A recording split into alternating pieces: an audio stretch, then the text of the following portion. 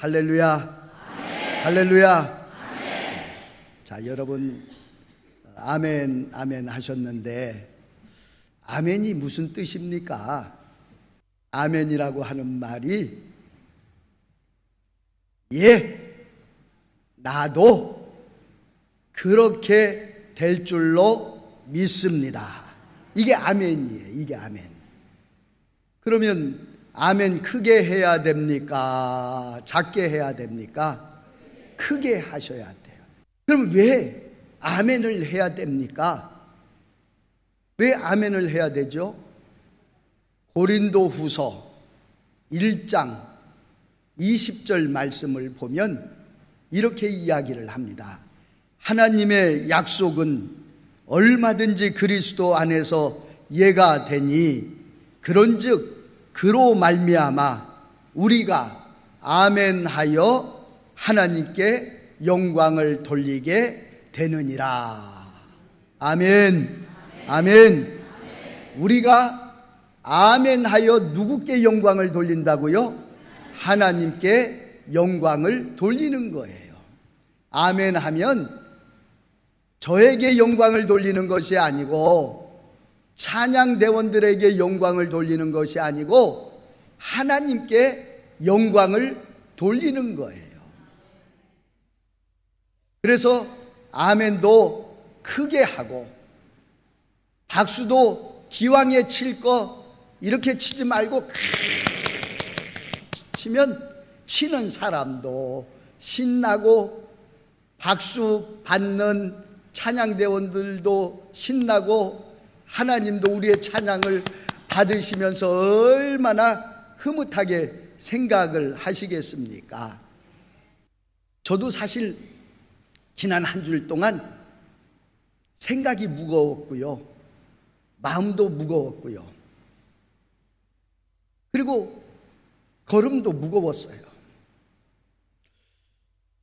그런데 어느 순간에 이런 생각이 드는 거예요. 웃자. 나라도 웃어버리자. 미친놈처럼 한번 웃어보자.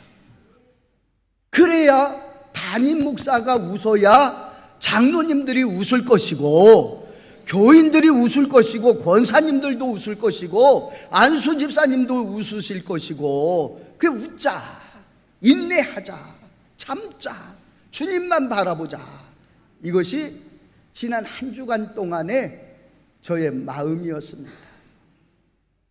아침에 웃으면 건강이 따라오고 점심에 웃으면 화목이 따라오고 저녁에 웃으면 행복이 따라오고 온종일 웃으면 모든 문제가 해결되리라. 할렐루야.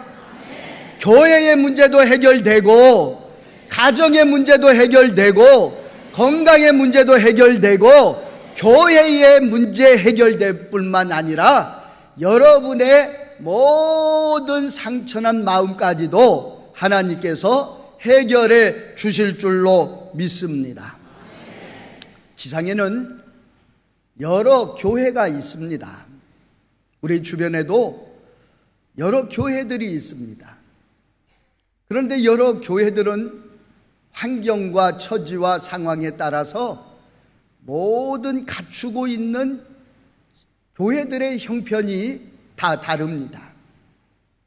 다 어느 교회는 그 지역에서 뿌리를 깊이 내리고 사회적으로 지역사회에 큰 영향을 끼치면서 우뚝 세워져서 아름답게 신앙생활을 하는 그러한 교회가 있는가 하면은 어떤 교회는 그 지역에서 뿌리를 내리지 못하고 힘들게 어렵게 고난의 길을 걸어가는 교회들도 많이 있습니다.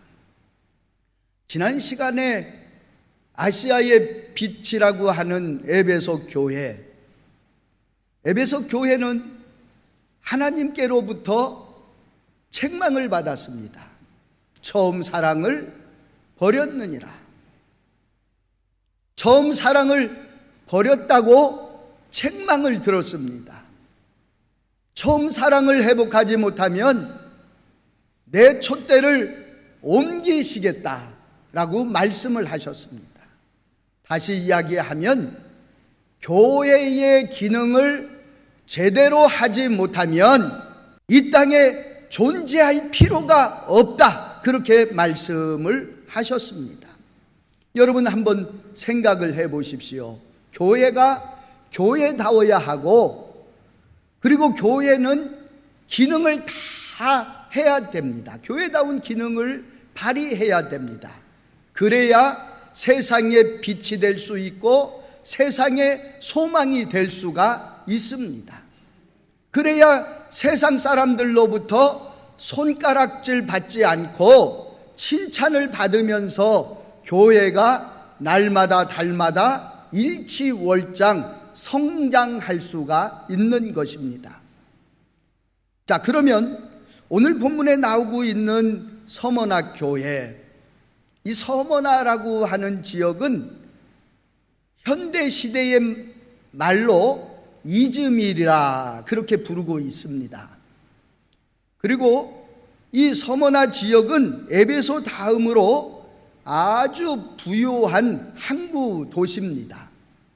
여러분, 농촌보다도 바닷가에 사는 사람들이 훨씬 부유하게 살아갑니다. 제가 농촌도 가서 목회를 해보고 어촌에 가서 목회도 해보니까 농사 짓는 사람들도 부유한 사람도 많지만은 바닷가에서 고기를 잡고 업으로 살아가는 사람들, 부한 사람들 많이 있는 것을 보게 되는데, 이 서머나 지역이라고 하는 곳은 에베소 다음으로 부유한 큰 항구 지역이었습니다.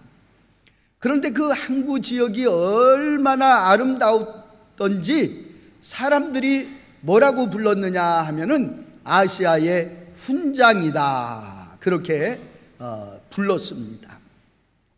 서머나 교회는 어떤 교회였습니까?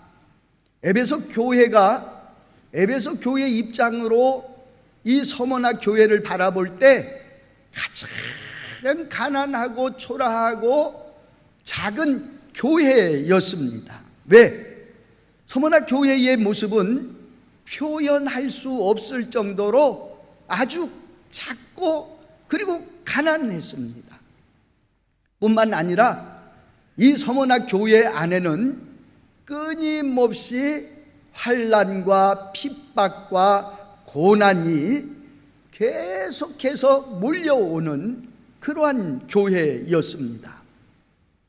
주 154년 2월 22일 서머나 교회의 감독인 폴리갑과 그리고 11명의 그리스도인들이 화형을 당하는데, 이때 로마 군인들의 배후에서 누가 조정을 하느냐 하면은요, 유대인들이 조정을 합니다. 로마 군인들은 폴리갑이 우상 숭배, 황제 숭배를 하지 않는다라고 하는 핑계를 삼아가지고 체포를 하고 신문을 합니다. 로마 군인이 묻습니다. 폴리갑, 로마 황제에게 작은 향을 피워주는 것, 드리는 것, 무엇이 손해가 있는가? 라고 질문을 합니다. 그랬더니 폴리갑이 아무런 대답을 하지 않고 침묵으로 일관을 합니다. 군인들은 폴리갑을 도저히 신문할 수 없어가지고 원형극장으로 끌고 가서 로마 총독에게 재판을 받도록 했습니다.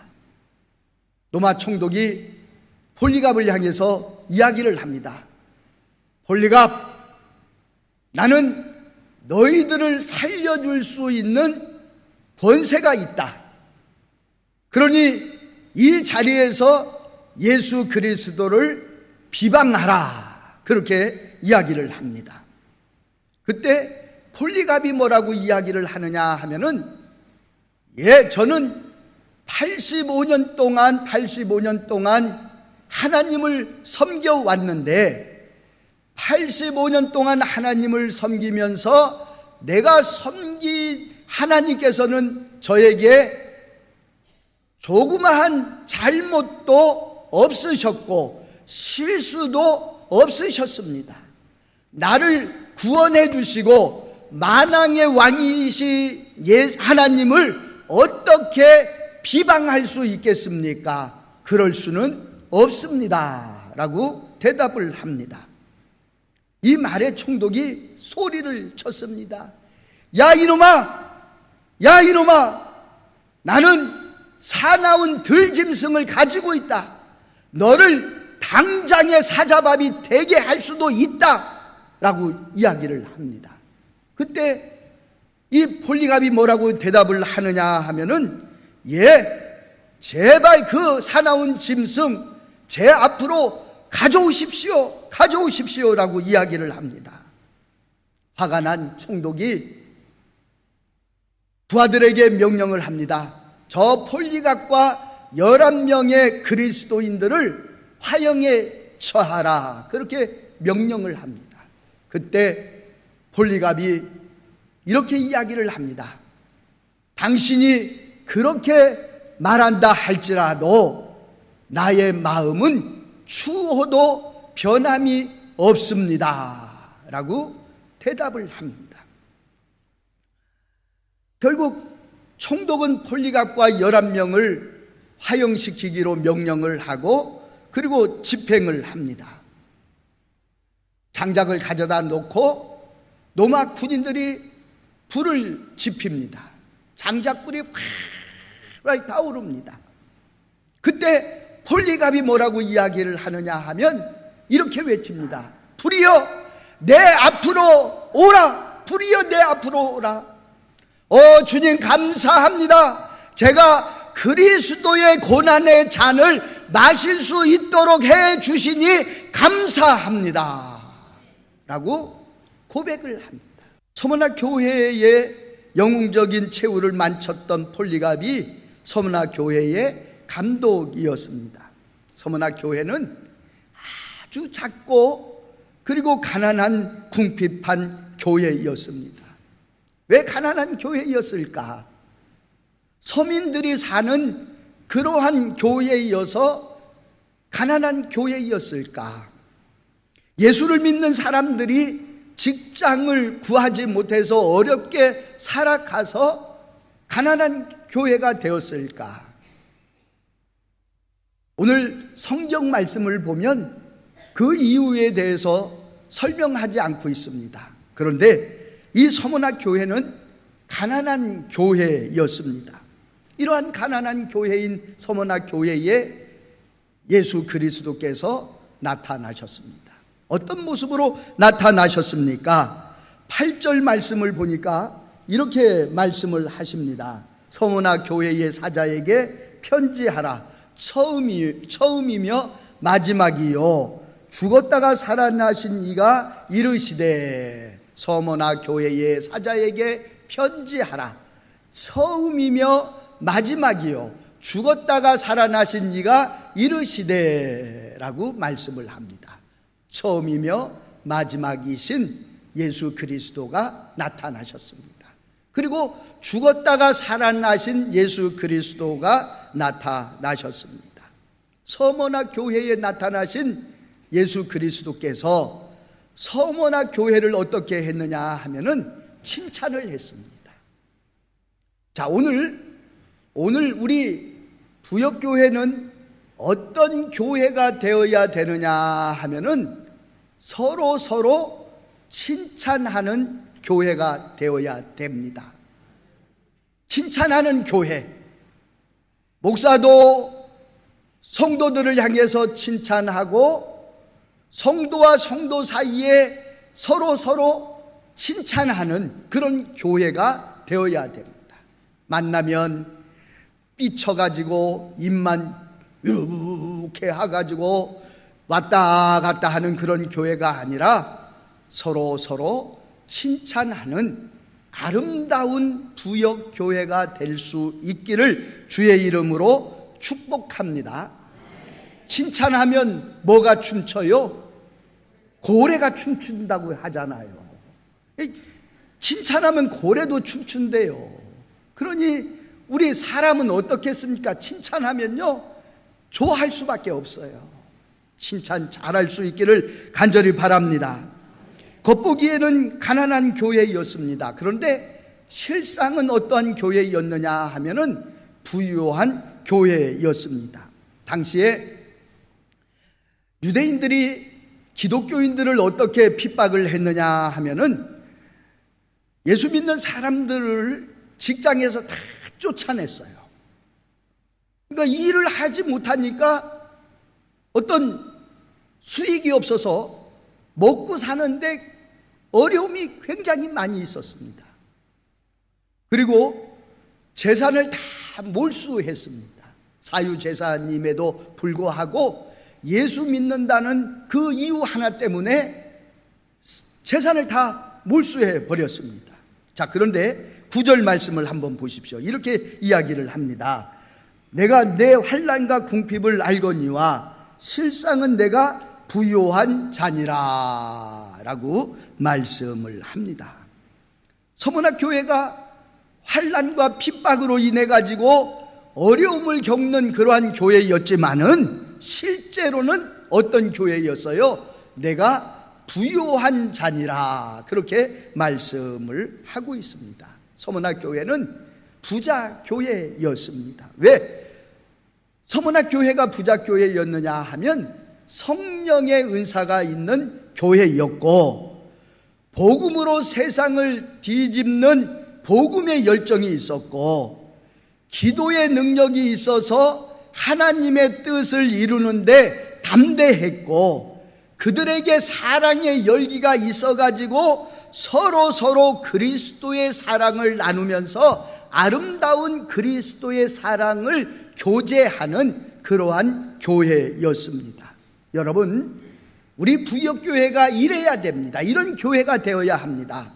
그리고 우리 부역교회의 성도들이 이런 성도가 되어야 됩니다. 성령의 은사가 있고 복음으로 세상을 뒤집는 복음의 열정이 있고 하나님의 뜻을 이루는 데 담대하고 서로 그리스도의 사랑을 나눌 수 있는 교회, 그런 성도가 되어야 될 줄로 믿습니다.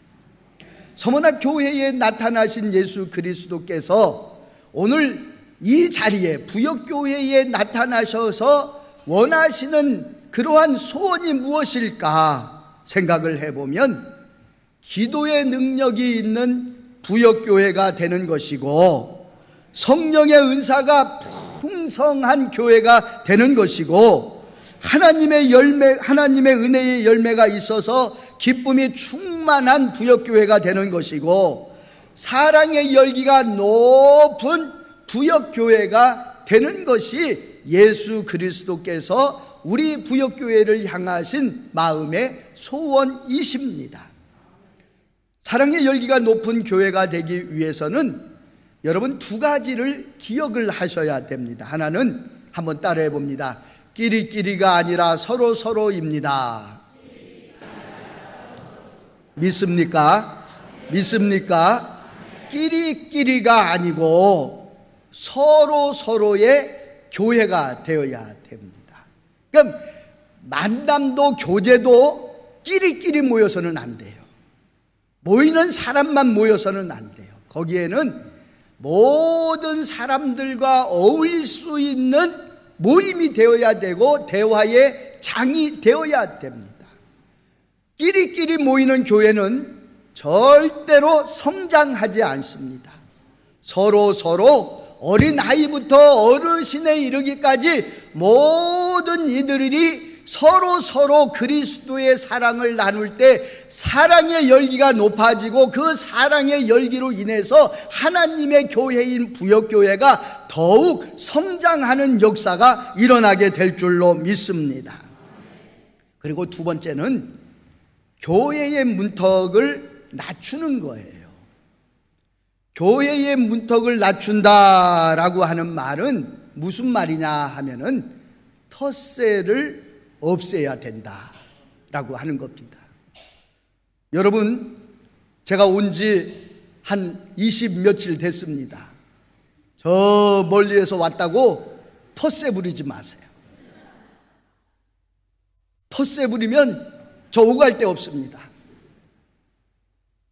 교회 가면요, 교회도 텃세 있는 교회 있더라고요. 텃세 있는 교회.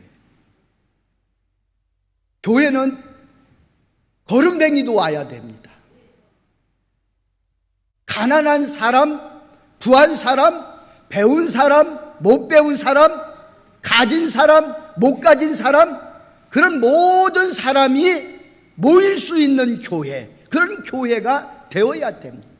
그런 사람이 되어야 돼요. 근데 어느 교회는요, 절대로 못 들어오는 사람이 있어요. 배운 사람들 못 들어와요. 못 배운 사람 못 들어와요. 그런 교회는 절대로 성장하지 않습니다. 텃세가 없는 교회가 정말 성장하고 부흥할 수 있는 교회가 되는 것입니다. 여러분, 어떤 교회가 부유한 교회입니까? 교인이 많고 교회 건물이 많고 교회 예산이 많은 교회가 부유한 교회입니까? 절대로 아닙니다. 여러분, 교회 안에 그 주님의 뜨거운 사랑이 없는 교회, 순교자적 신앙이 없는 교회, 아무리 하려 해도 그 교회는 실상은 가난한 교회입니다. 그러나 작고 가난한 교회라 할지라도 생명이 살아있는 교회, 기도가 살아있는 교회, 말씀이 살아있는 교회, 진리가 살아있는 교회, 찬송이 살아있는 교회, 그 교회가 부유한 교회입니다. 우리 부역교회는 주님 보시기에 부유한 교회가 되어야 될 줄로 믿습니다. 성령의 역사가 강력하게 일어나는 교회가 되어야 될 줄로 믿습니다. 생명이 살아있는 교회, 찬송이 살아있는 교회, 기도가 살아있는 교회, 말씀이 살아있는 교회, 끼리끼리가 아니라 서로의 교회, 텃세가 없는 교회가 되어야 될 줄로 믿습니다. 하나님께서 사랑하시는 부역교회 성도 여러분, 생명이 살아 숨쉬는 부역교회를 만들어 봅시다. 기도가 살아있는 부역교회로 만들어 봅시다. 찬송이 살아있는 부역교회로 만들어 봅시다. 서로의 교회로 만들어 봅시다. 텃세가 없는 교회로 만들어 봅시다. 그래서 우리 부역교회가 온 성도들이 한 손에 손을 잡고 이 땅 위에서 가장 부유한 교회로 하나님 앞에 영광을 돌리면서 하나님을 찬송하면서 신앙생활을 하는 믿음의 교회가 될 수 있기를 주의 이름으로 축복합니다.